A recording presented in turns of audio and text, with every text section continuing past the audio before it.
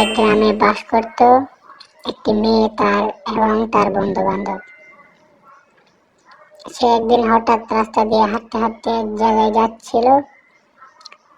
হঠাৎ সন্ধ্যা হয়ে নামলো।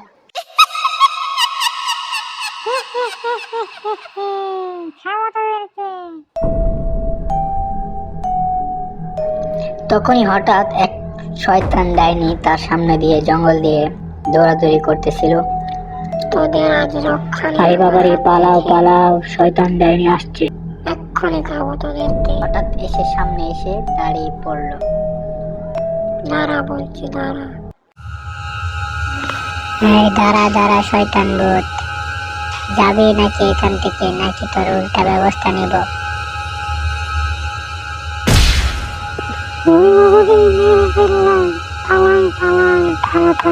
তখন এই কথা বলেই তান্ত্রিক লাঠি নিয়ে পিছুতাড়া করছে।